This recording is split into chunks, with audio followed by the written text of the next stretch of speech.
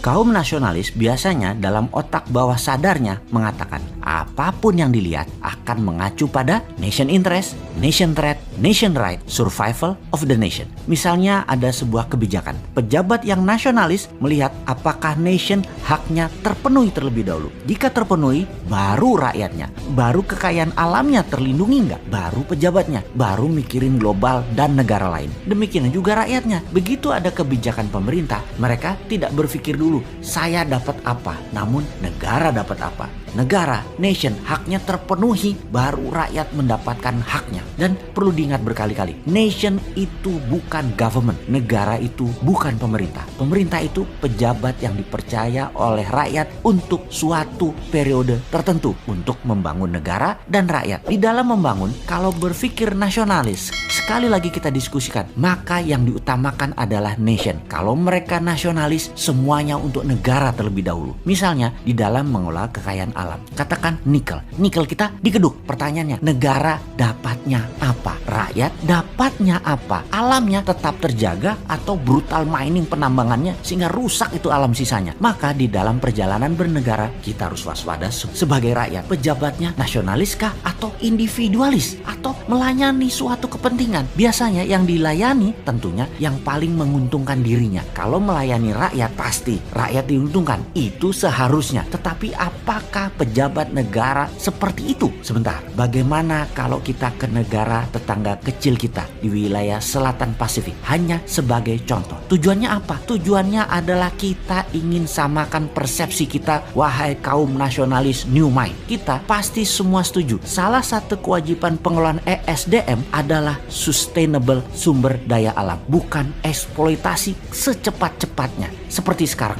Bukan juga digadaikan seperti sekarang dan diambil uangnya sekarang, tetapi dikelola dengan bijak agar bisa dipakai seoptimum mungkin, sepanjang mungkin dengan keuntungan terbaik. Warisan ke anak cucu kita dan pastikan 1000 tahun lagi negara Indonesia masih ada beserta kekayaan alamnya. Sekarang kita mengambil sebuah pelajaran mengelola sumber daya alam dan sampailah kita ke Nauru. Saya waktu itu ke Nauru, sebuah negara kecil di sisi timur laut wilayah Indonesia. Negara ini ada lucunya. Pesawat terbang kalau mendarat itu jalanan highway-nya, mobil-mobil pada minggir dulu, jadi sangat terbatas sarananya. Runway-nya di-share buat jalanan umum. Negara ini dulu negara kaya, menghasilkan fosfat, pupuk P2O5 dari bahan guano dan bahan alam berlimpah tambang lainnya. Kaya sekali negara ini kala zaman keemasan fosfat. Bahkan mau naik pesawat terbang warganya gratis kemana-mana ke seluruh dunia. Semua berkelimpahan sampai suatu hari cadangannya tidak ekonomis lagi untuk ditambang dan bangkrut P2O5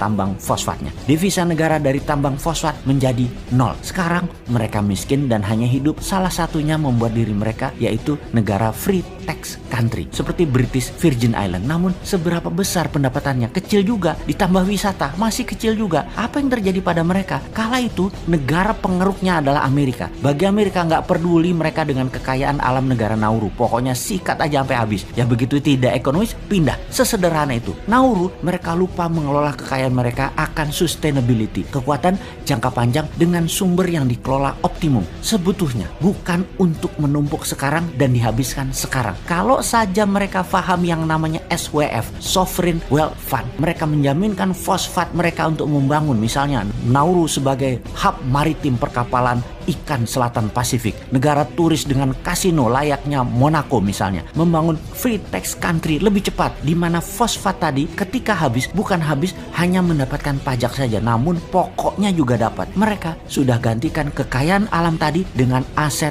produktif lainnya. Bukan hanya dapat uang kecil dari pajak buat biaya konsumtif seperti negara tetangga lakukan saat ini ketika anggaran belanja negaranya minus. Kembali ke pengalaman Nauru, begini melihatnya. Kalau menggunakan SWF yang benar ala MMT, maka kekayaan alam 100% punya negara. Kalau ditambang kayak sekarang, beda manajemennya karena kekayaan alamnya jadi milik perusahaan asing, negara hanya dapat pajak. Disinilah bedanya SWF MMT versi kita. Sekali lagi, kalau SWF MMT versi kita 100% kekayaan alamnya punya negara, bukan punya perusahaan, dan negara bukan hanya dapat pajak tapi dapat kekayaan alamnya plus pajaknya. Jadi kalau kita melihat kebijakan Nauru 20 tahun yang lalu jadi miskin karena alamnya dijual ke asing dan negaranya hanya dapat pajak, maka jangan sampai kebijakan sekarang di Indonesia seperti Nauru. Satu, pejabat pejabatnya nggak pinter. 2, rakyatnya nggak ngeh juga kekayaan alam disedot ala Nauru. Karena itu kita bunyi teriak-teriak SWF, SWF ala MMT. Selamatkan sumber daya alam agar semua itu untuk kepentingan negara dan rakyat. Kalau nggak kedengeran nih teriaknya, ya mudah-mudahan kita doakan kaum New Mind cepet-cepet dapat posisi. Amin.